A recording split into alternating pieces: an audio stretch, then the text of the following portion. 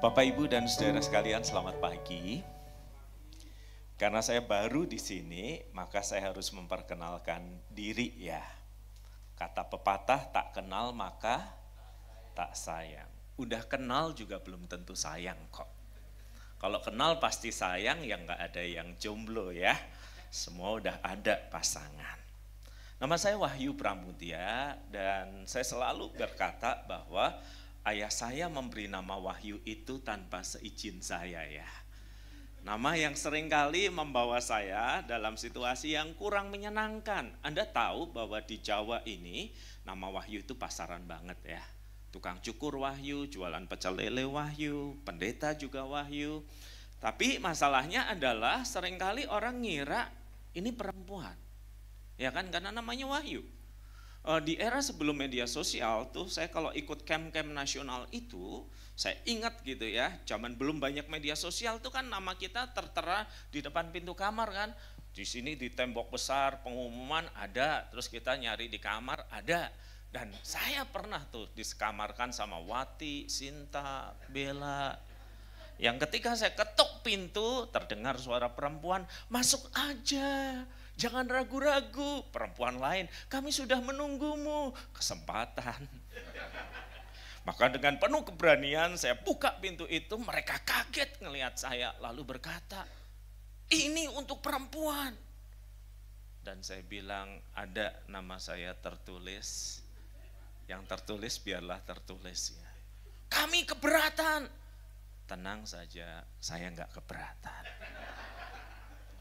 Nah, karena sering kali jadi masalah dikira perempuan, kalau Anda orang Surabaya lama dengerin Radio Bahtera Yuda, ada nama saya tuh yang tengah tuh, WP. Gitu aja ya, panggilnya WP. Saya pendeta jemaat di sebuah gereja yang di timur jauh dari sini, saudara-saudara. Sejauh timur dari barat perjalanan saya. Oke, mari kita baca firman Tuhan terlebih dahulu dari Kolose pasal yang pertama. Saya bacakan saudara-saudara dalam terjemahan TP1 atau terjemahan baru yang lama. Kolose 1 ayat 24 hingga nanti pasal yang kedua. Sekarang aku bersukacita bahwa aku boleh menderita karena kamu dan menggenapkan dalam dagingku apa yang kurang pada penderitaan Kristus untuk tubuhnya, yaitu jemaat. Aku telah menjadi pelayan jemaat itu sesuai dengan tugas yang dipercayakan Allah kepadaku untuk meneruskan firman-Nya dengan sepenuhnya kepada kamu, yaitu rahasia yang tersembunyi dari abad ke abad dan dari turunan ke turunan, tetapi yang sekarang dinyatakan kepada orang-orang kudus-Nya. Kepada mereka Allah mau memberitahukan betapa kaya dan mulianya rahasia itu di antara bangsa-bangsa lain, yaitu Kristus ada di tengah-tengah kamu, Kristus yang adalah pengharapan akan kemuliaan. Dialah yang kami beritakan apabila tiap-tiap orang kami nasihati dan tiap orang kami ajari dalam segala hikmat untuk memimpin tiap-tiap orang kepada kesempurnaan dalam Kristus. Itulah yang kuusahakan dan kupergumulkan dengan segala tenaga sesuai dengan kuasa-Nya yang bekerja dengan kuat di dalam aku. Pasal yang kedua ayat pertama hingga ayat yang ketiga. Karena aku mau supaya kamu tahu betapa berat perjuangan yang kulakukan untuk kamu dan untuk mereka yang di Laodikia dan untuk semua yang belum mengenal aku pribadi. Supaya hati mereka terhibur dan mereka bersatu dalam kasih, sehingga mereka memperoleh segala kekayaan dan keyakinan dan pengertian mengenal rahasia Allah, yaitu Kristus, sebab di dalam Dialah tersembunyi segala harta hikmat dan pengetahuan. Suatu kali saya bersiap untuk pelayanan keluar kota, nyebrang pulau, saudara-saudara. Nah, begitu landed, panitia gereja setempat memberitahu saya gini, kami lupa ngasih tahu Pak WP, besok ibadah pagi ditiadakan. Oh, syukur pada Tuhan, bisa tidur lebih lama. Tapi Pak, di dekat gereja kita akan ada keramaian, karena akan ada lomba lari maraton. Pak WP ikut ya? Saya pikir saudara-saudara saya itu bisa tidur lebih siang. Tetapi penatuannya justru mengajak ikut ya lari maraton. Saya terdiam. Saya tahu kok Pak WP suka lari. Kalau dari kenyataan sih iya saudara-saudara. Kenapa Pak? Dari mana Bapak menyimpulkan saya suka lari? Tuh lihat sepatu Bapak tuh gitu ya. Itu sepatu pelari kan? Iya benar sih. Jadi kita cuma punya ibadah sore 2 kali Pak. Pagi kita lari pagi ya. Nanti jam 5 kami bangunin. Benar saudara-saudara, jam 5 saya dibangunin dan saya sudah berkumpul bersama orang-orang gereja yang ikut lari. Dan saya tanya, ini berapa kilo nih? Cuman 10 kilo kok Pak. Bagus. Ini orang gereja semua, iya Pak 30. Ada 1 slot yang kosong gak diganti, udah Bapak pakai aja nomornya. Dan saya masih ingat pagi itu saudara-saudara, semua orang itu antusias tuh, siap untuk lari pagi. Di titik start, karena itu eventnya ternyata internasional di daerah wisata saudara-saudara. Kemudian bendera dikibaskan dan saya melihat ada orang-orang yang segera berlari dengan cepat. Tetapi ada juga yang kayak kami yang awalnya itu santai saudara-saudara. Beberapa pelari profesional yang saya tahu juga dia memulai dengan tenang. 1 kilo pertama nafas masih ada, niat masih kuat. 2 kilo pertama saudara-saudara mata mulai ngelihat. Itu ada tukang jualan gorengan di pinggir jalan ya. Nah dekat sebelah situ juga saya sudah melihat rombongan lain kok sudah makan kayaknya soto atau sejenisnya. Kilometer keempat mata mulai nanar, niat mulai pudar. Dan mereka yang berlari orang gereja berkata kepada saya, es campur enak nih Pak. Loh kita harus lari kan sampai ujung. Enggak lah Pak, sekuat dan seniatnya Bapak. Tebak saudara, finish kami di mana? Bukan di soto saudara-saudara, di nasi campur Bali. Rombongan gereja bilang, mampir aja sini Pak. Loh lari kita gimana? Udahlah Tuhan gak catat, panitia gak catat gitu ya. Saudara-saudara, banyak orang bisa memulai dengan baik dan antusias perjalanan hidup Kristianinya. Tetapi kita tahu tidak semua orang akan berakhir dengan baik, bukan? Bahkan di dalam perjalanan kita juga udah ngerti kok. Ada orang-orang yang dulu aktif pelayanan, sekarang meninggalkan Tuhan. Ada orang-orang yang dulu membawa kita untuk mengenal Kristus, sekarang dia entah kemana. Tidak lagi menempuh perjalanannya sebagai seorang murid.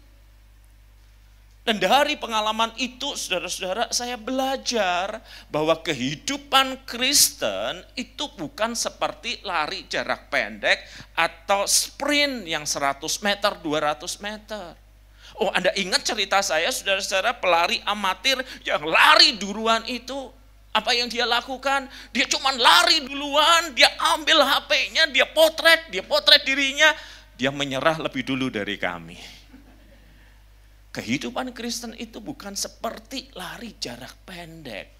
Dia seperti lari maraton yang membutuhkan konsistensi dan daya juang terus-menerus. Alias dalam menjalani hidup kita sebagai umat Tuhan di dunia ini, ada sesuatu yang harus kita jalani terus-menerus, sampai suatu kali kita tidak tahu kapan kita mendengar suaranya berkata, marilah hai hambaku yang baik dan setia. Tuhan tidak berkata, marilah hambaku yang viral, buat konten di atas yuk. Dia berkata, marilah hambaku yang baik, itu berarti kualitas karakter yang baik. Setia berarti terus-menerus mengerjakan hal yang sama. Jadi hal yang sama apa yang harus kita kerjakan terus-menerus sepanjang kita menjalani hidup kita, saudara-saudara. Ada 2 hal. Kita mulai yang pertama ya. Kita ini diharapkan Tuhan untuk tetap melayani dengan hati yang rela berkorban. Tuh lihat ayatnya. Tadi udah dibaca. Ada yang aneh enggak? Ada yang enggak kita paham enggak? Ada yang membuat kita bertanya-tanya enggak? Sebentar, saya scan pikiran Anda. Kayaknya belum banyak yang sarapan ya. Nasi campur, gado-gado. Oke, perhatikan ayat ini ya, saya bacakan untuk kita ya. Sekarang aku bersuka cita bahwa aku, Rasul Paulus, boleh menderita karena kamu. Bentar, kita mikir. Pada umumnya orang menjauhi penderitaan kan. Tetapi mengapa Rasul Paulus berkata, aku bersuka cita bahwa aku boleh menderita karena kamu. Dan menggenapkan dalam dagingku apa yang kurang pada penderitaan Kristus. Di sini muncul tanda tanya. Pak, Alkitab mengatakan di atas kayu salib semua sudah genap, semua sudah selesai. Penderitaan Kristus berhenti di kayu salib itu. Dia dimakamkan dan kemudian hari ketiga dia dibangkitkan. Tetapi mengapa ayat ini berkata sepertinya ada yang kurang pada penderitaan Kristus. Dan Rasul Paulus bergembira karena dia boleh mendapat bagian untuk menggenapkan apa yang kurang itu. Kan sekilas baca begitu kan Pak, menggenapkan dalam dagingku apa yang kurang dari penderitaan Kristus. Berarti penderitaan Kristus ada yang kurang. Tetapi bukankah semua sudah selesai di atas kayu salib itu? Saudara-saudara, ketika Rasul Paulus menulis bagian ini, saya sadar kita mengerti bahwa dia bercermin pada panggilannya. Dia tahu penderitaan Kristus itu selesai di atas kayu salib. Dia banyak menulis tentang itu. Tetapi Anda ingat ketika dia dipanggil untuk bertobat, suara itu berkata apa? Saulus, Saulus, mengapa engkau menganiaya aku? Dan dia berkata, siapakah engkau Tuhan? Dan Tuhan Yesus berkata, akulah Yesus yang kau aniaya. Bentar. Ketika Rasul Paulus menganiaya, Tuhan Yesus sudah naik ke surga. Iya kan? Kenapa dua orang yang tidak pernah bertemu itu, kenapa Tuhan Yesus, mengapa engkau menganiaya aku? Padahal secara harafiah Rasul Paulus tidak pernah menganiaya Yesus. Yesus sudah naik ke surga. Yang Rasul Paulus lakukan waktu itu sebelum dia bertobat adalah dia menganiaya gereja, dia menganiaya tubuh Kristus. Dan karena tubuhnya menderita, sang kepala itu berkata, mengapa engkau menganiaya aku?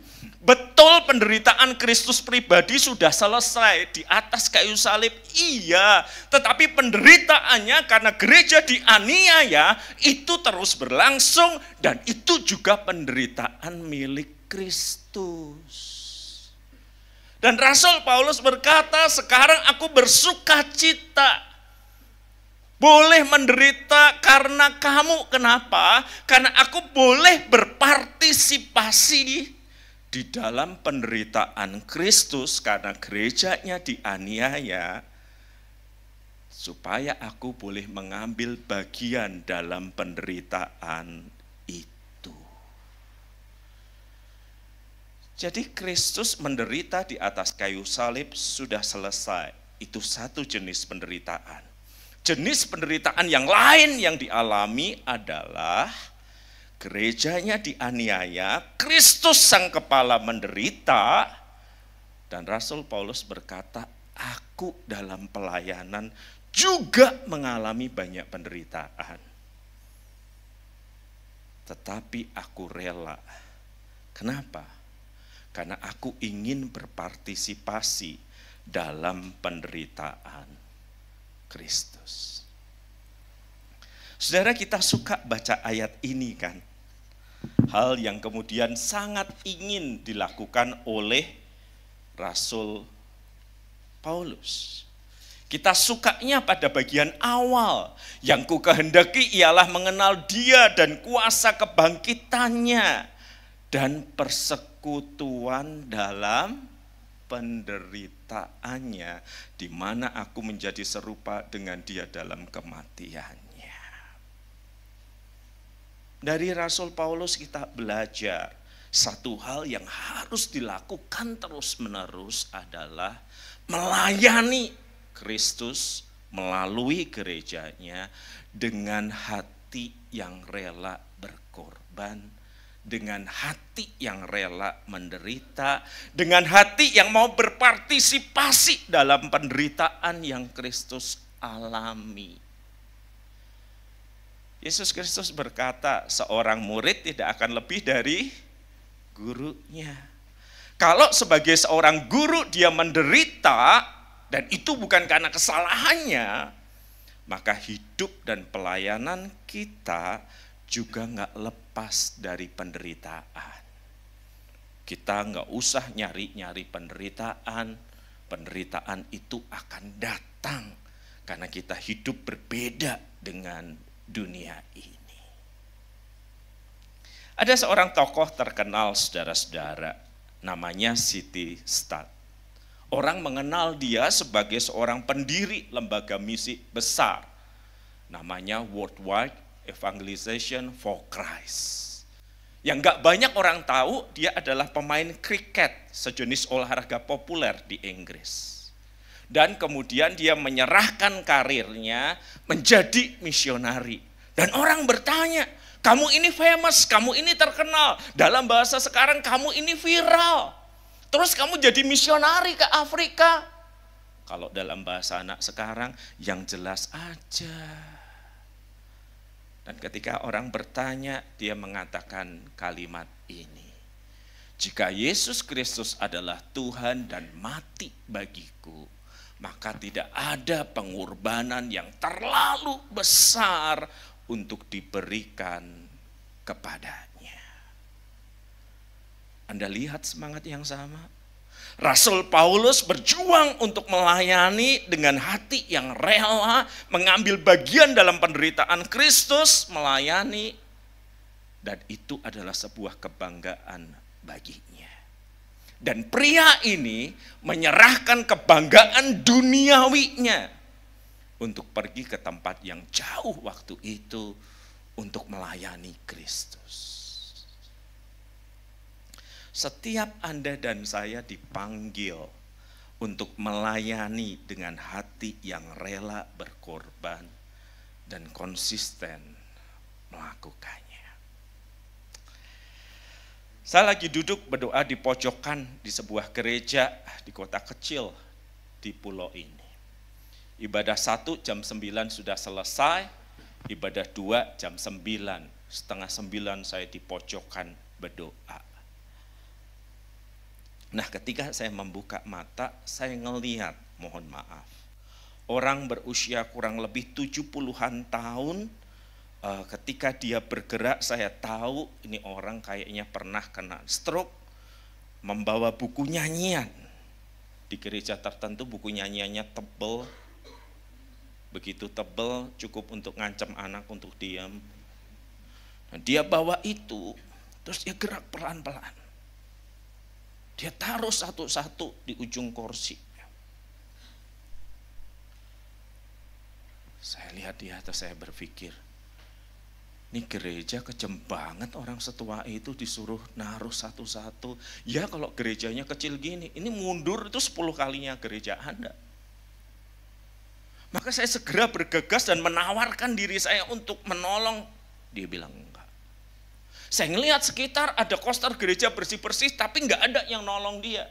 Saya bantu kok ditolak. Gembalanya lewat. Lalu saya bilang, bro, sini. Gimana sih gerejamu orang setua itu masih disuruh nata buku pujian satu-satu. Lama, kasihan dia. Dia tersenyum lalu dia bilang gini, nanti ya, you di sini 20 menit lagi dia akan dijemput. You lihat mobil apa yang jemput dia. Just stay di sini. Benar saudara-saudara, 20 menit kemudian sebelum jemaat rame, satu Alphard berhenti di depan, tuh 2 orang pria pakaiannya hitam. Turun, dan si bapak ini dikawal naik Alphard itu. Saya udah mikir, ini pasti bukan orang sembarangan. Pasti bukan pendeta GKI juga. Pasti, saya yakin itu. Kalau pendeta GPI masih mungkin.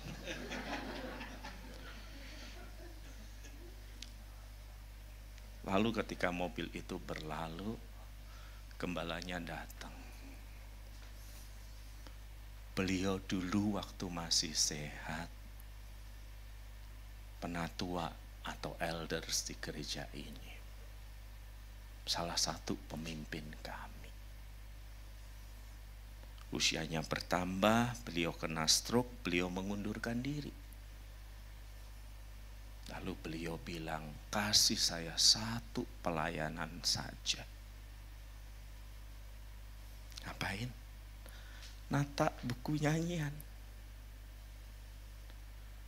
Saya tanya sama teman, persembahannya pasti banyak ya? Banget. Dan saya mulai berpikir, orang ini bisa loh berkata, saya sakit. Saya melayani dengan uang saya ya. Saya sakit. Saya melayani dengan doa saya ya. Bisa, gak ada yang nolak, gak ada yang salah. Tetapi saya tahu kerendahan hatilah dan keinginan untuk berkorban yang menyebabkan dia tiap minggu dengan susah payah, dengan terseok-seok menata buku-buku nyanyian itu. Orang kalau cinta sama Tuhan ya, semua dikasih kok sama Tuhan. Tapi bagaimana kita memberi kepada Tuhan? Lewat gerejanya kan kita melayani. Lewat mendoakan orang-orang yang sulit kan. Lewat melakukan segala sesuatu yang kita biasa dan bisa lakukan bagi Kristus. Walaupun untuk itu ada harga yang harus kita bayar. Harga itu rela kita bayar, penderitaan itu rela kita tanggung. Paulus rela menanggungnya, Silistat meninggalkan apa yang berharga karena mereka dan juga kita cinta sama Yesus. Dan kalau kita cinta sama Yesus, kita juga cinta sama tubuhnya, gerejanya. Dan kita akan mengambil bagian dengan setia. Apa saja yang bisa saya lakukan dengan hati berkorban untuk berpartisipasi dalam penderitaan Kristus. Sampai suatu kali kita mendengar, marilah hambaku yang baik dan setia. Yang kedua, bentar ya. Satu hal untuk kita diingat dari yang pertama yang kita percakapkan. Kesediaan dan kesetiaan melayani Tuhan dengan hati yang rela berkorban adalah tanda bahwa kita terus berada dalam Kristus. Yang kedua, apa yang Tuhan kehendaki? Tuhan ingin agar kita tetap bertumbuh dalam pengenalan yang benar akan Kristus. Saudara-saudara, surat Kolose ini ditulis Rasul Paulus dalam penjara. Penjara beneran loh ya, bukan kayak penjara di negeri itu yang ada AC-nya, ada meja kerjanya, bisa kulineran, bisa masuk lagi. Ini penjara beneran loh saudara-saudara. Dan kalau penjara beneran pada waktu itu, mereka kan nggak ada keputusan pengadilan, sekian tahun di penjara, dipotong ini itu nggak ada. Masuk penjara ya sudah. Kalau bos bilang keluar ya keluar, kalau bos lupa dan you mati ya udah mati. Jadi dia di dalam penjara, dia mendengar jemaatnya. Ada orang Kristen yang latar belakangnya Yahudi, ada orang Kristen yang latar belakangnya Yunani. Mereka mendengar pengajaran yang lain, yang ingin menggeser Kristus kembali kepada tradisi Yahudi, kembali kepada filsafat Yunani. Kita lebih hebat dari orang Kristen. Dan kemudian Rasul Paulus menulis bagian ini supaya hati mereka terhibur dan mereka bersatu dalam kasih, sehingga mereka memperoleh, perhatikan, segala kekayaan dan keyakinan pengertian mengenal rahasia Allah, yaitu siapa? Yesus. Mengenal Yesus sebagai proses yang terus bertumbuh, terus berjalan. Sebab di dalam Dialah, di dalam Yesus, segala harta, hikmat, dan pengetahuan. Firman Allah melalui Rasul Paulus ingin menegaskan kepada Anda dan saya, kita harus terus-menerus berjuang untuk mengenal Kristus. Sebab di dalam Kristus tersembunyi segala harta, hikmat, dan pengetahuan. Jadi pengenalan kita akan Kristus itu enggak selesai setelah dibaptiskan. Tetapi ada proses yang terus-menerus berjalan. Makin lama makin dalam, makin lama makin dalam, makin lama makin dalam, makin lama makin dalam. Makin kaya dengan pengetahuan akan Kristus, makin melihat segala sesuatu dari sudut pandang Kristus, makin merasakan apa yang Kristus rasakan, memperkatakan apa yang Kristus perkatakan. Ada perubahan, ada transformasi yang terjadi di dalam diri. Ya seperti manusia lah, ya. Kalau saya memberkati pernikahan di gereja, saya tanya, udah kenal sama calon suami atau istri? Sudah Pak, mentok, jedok, notok.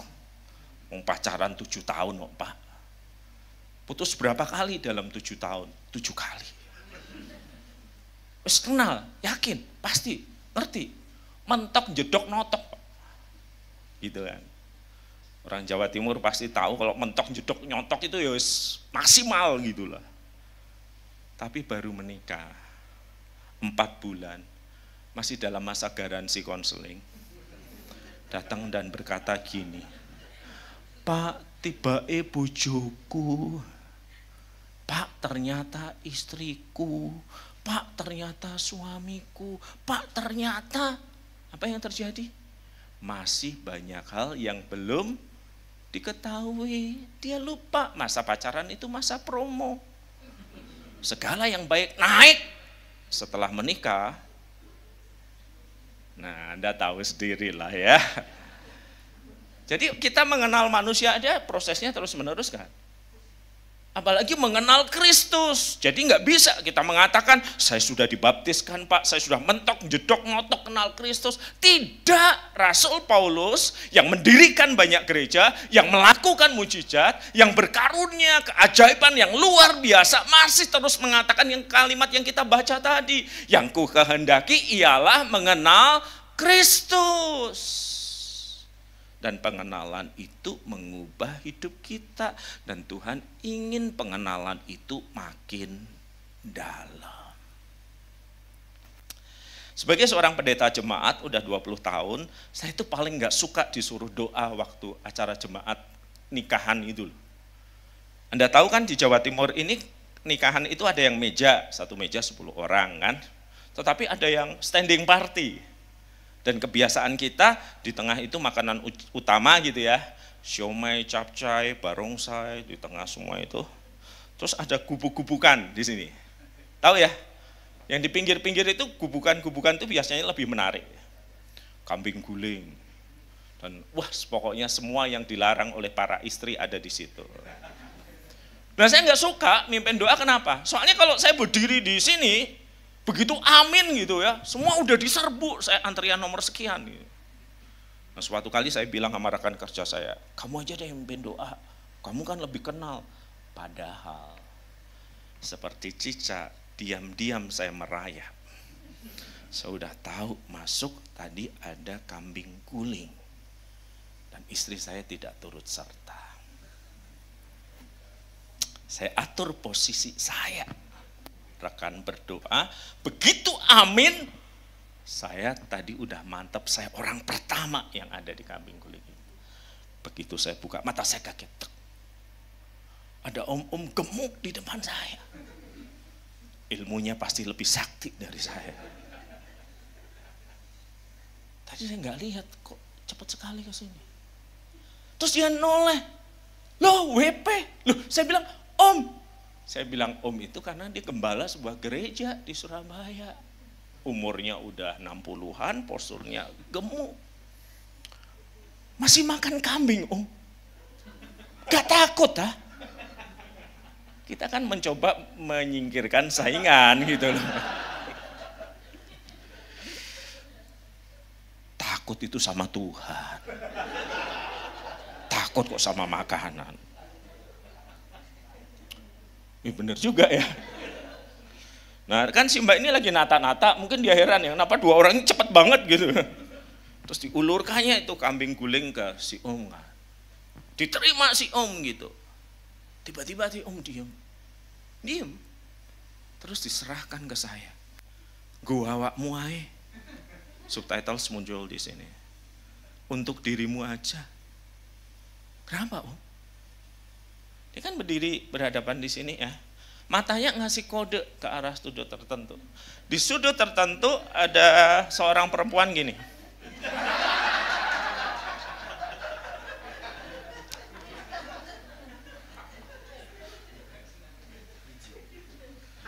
Bujuku.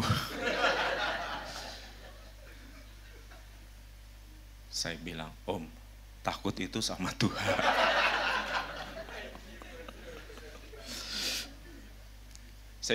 Saudara.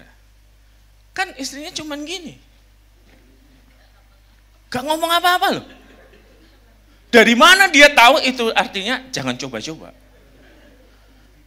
Soalnya saya tahu kalau istri saya yang gini itu artinya bawain aku satu. Nah istri si om cuman gini loh, gak ngomong apapun loh. Itu namanya pengenalan personal yang dalam kan. Masuk sebelum berangkat di briefing, Pak kalau gini artinya apa, kalau gini artinya apa, itu kan WL.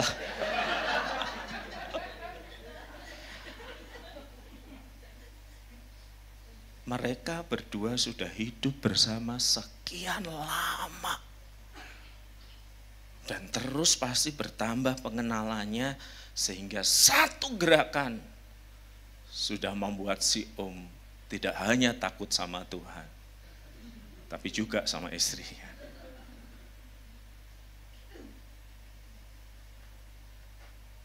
Mengapa Alkitab menginginkan kita bertumbuh untuk makin mengenal Kristus? Supaya kita peka terhadap kehendaknya. Supaya kita makin mengerti, bahkan ketika ibarat kata Tuhan gak berbicara, Tuhan gak ngomong, Tuhan cuman dalam tanda kutip pakai gesturnya pun kita tahu hatinya, kita kenal siapa dia, karena kita bergaul akrab dengan dia dari hari ke hari lewat sabda, lewat pujian, lewat penyembahan kita.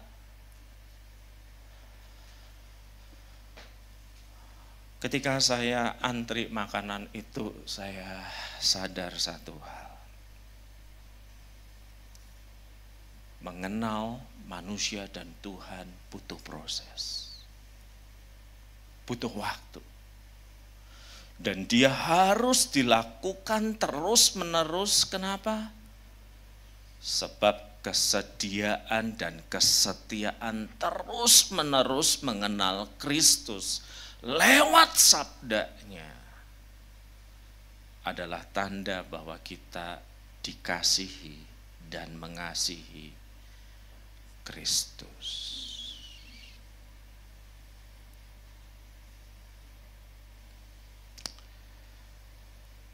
Saudara-saudara, ini kehendak Tuhan bagi kita. Tampilan luar kita, tindakan luar kita adalah pelayanan. Dengan hati dan semangat mau berkorban untuk Tuhan. Sebuah kebanggaan untuk ikut dalam penderitaan Kristus. Tampilan luarnya. Yang terjadi di dalam diri adalah setia pada firman kebenaran, sehingga makin mengenal Kristus dan kuasa Kristus mengubah hidup kita. Dan kita tahu kita tidak melakukan hal itu dengan kekuatan kita sendiri. Tetapi karena kasih karunia Allah, kata Rasul Paulus, aku adalah sebagaimana aku ada sekarang. Semua mulai dari mengalami penebusan Kristus. Penebusan yang mendorong kita untuk melakukan sesuatu bagi Tuhan. Sebaliknya aku telah bekerja lebih keras daripada mereka semua. Bukan tentang kebanggaan diri, tetapi tentang merespons kasih karunia yang mengubahkan itu. Sampai suatu titik ketika kita mendengar panggilannya, marilah hai hambaku yang baik dan setia. Mata kita berbinar, hati kita bergembira. Karena kita tahu di dalam ketidaksempurnaan kita, kita sudah melayani. Di dalam ketidaksempurnaan kita, kita terus mengenal Kristus. Dan kita akan berjumpa dengan Dia wajah dengan wajah.